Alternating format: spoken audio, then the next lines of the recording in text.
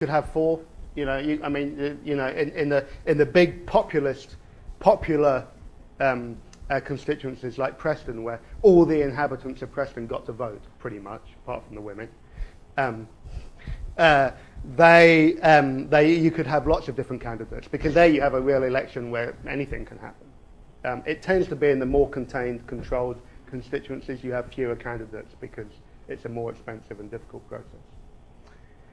Yeah. I was just wondering, for the university franchise, at this time were women attending universities? That's a great question. Women did begin to attend universities that had their separate colleges, Oxford and Cambridge, but they were allowed to attend from the 1870s, 1880s. I'm going to come back to this next on Tuesday. And that's a very, very great question. And I don't know what the answer is that women with master's degrees, whether they got to vote. Does anyone know that question? No? You get the special prize for asking the question that I can't answer, and I really, really should be able to answer this. That's rather embarrassing, and the whole world will know it. I'm a fraud. It's official. Okay. Let's move on to this section of the lecture, which will not be so long. I'm going to talk to you basically in three sections, and I'm basically this section of the lecture is basically about the sort of how it is that this new electorate that emerges is organised, contained by the development of a party system. And by pressure groups and what we think of as NGOs. So you've got this new electorate, and suddenly people have to struggle to get their loyalty and support, and to teach them how to do politics, how to do democratic politics, so-called, in this new system. But let me begin by saying, again, making the qualification that I don't want you to think that in 1832 or 1867 or 1884 the whole world changed and all you had were simply people, going into their polling booths and making their vote secretly and anonymously. Because the old style of politics, the old mass demonstrations, the unruliness, the alcohol, the fighting, all of that stuff continued deep into the 20th century. I talked to you about Chartism and the importance of the idea of moral force, of the moral force of numbers. That tradition continues to be very important through the early labour movement from the 1880s, through the movement for women's suffrage, hugely important, the demonstration of mass numbers of women from the same period of time, into fascism in the 1930s, and so forth. And you'll see, even as we cover the 20th century, there's going to be a fair amount of that. Nonetheless, it has been suggested that after the First World War, particularly, is the moment when that type of mass political mobilization on the streets that could often end up in violence and disorder became to be seen as increasingly illegitimate. That violence and politics should no longer go together after the display of mass violence in the First World War. And I think that there's a good deal of truth to that, although there are important exceptions as the century unfolds. The other point that I want to make here is that, two other points. Very often actually I'll come to this in the next section, in the next slide. So let me dwell simply on the continuation of the idea of charismatic leadership. National political parties, national political organizations become rooted in a new type of bureaucratic system, just like the state that I described to you on Tuesday. Increasingly, politics became bureaucratically managed and organized. It was the organization that held people together. Okay? You'd have a local association, a national convention, big constitutions drawn up, procedures to be followed, and it was by having that membership card and belonging to that organisation that you knew that you had the same principles as someone who lived in Sacramento or San Diego, if those places were in Britain.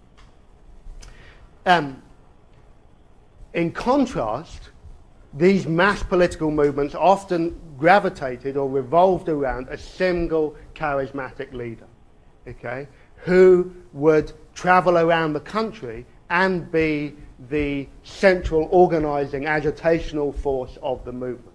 Okay? Fergus O'Connor in the Chartist movement is a great example of it. Sure, they have the National Star. Sure, they have the National Charter Association. But it's O'Connor, the figure of O'Connor, which is the binding force.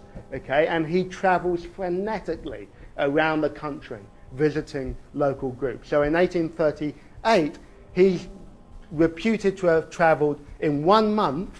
Bear in mind, this is before trains are really a big deal. In 1 month, he travelled 1,500 miles.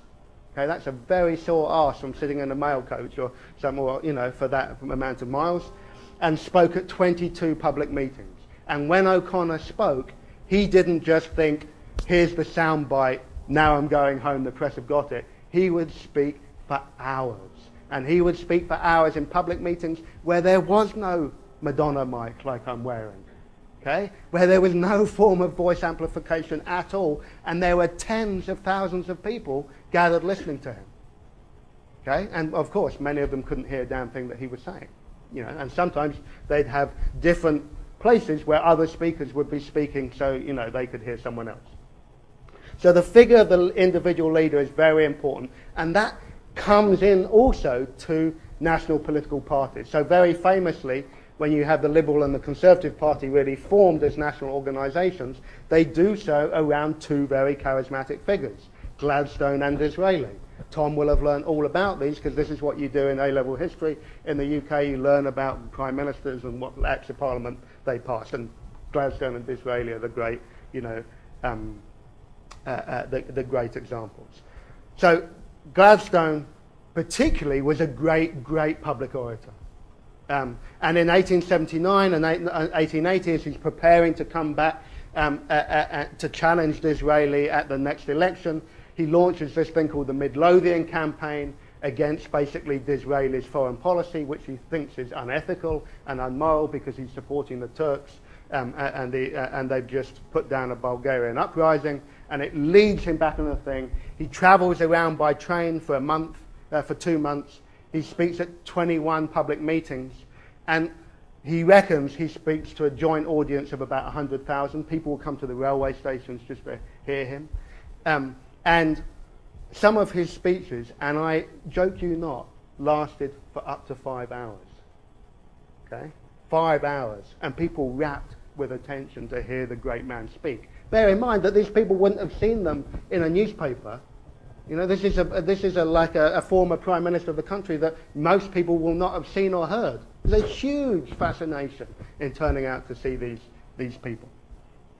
Anyway, the point is that charismatic leadership continues to be an important part of political organisation, and that too stretches into the 20th century.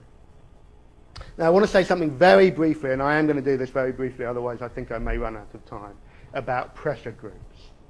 Okay? What we now call NGOs basically really began, and they began arguably in the 18th century. The anti-slavery movement is probably the earliest and greatest example of this from the 1770s. But really it's in the 19th century that you have single-issue campaigns launched. You have organisations set up to campaign around a single issue. The idea was that they would bring pressure to bear on Parliament to respond just to that issue. In a sense, you can think of Chartism as, as a type of pressure group organisation. But the best example is the Anti-Corn Law League, okay, that you will recall from a couple of days ago. What the Anti-Corn Law League does is have a whole series of organisational innovations that then became adapted and absolutely standard by the late 19th century. They basically created the concept of a sort of campaign organisation, and they did it in a number of different ways. They began.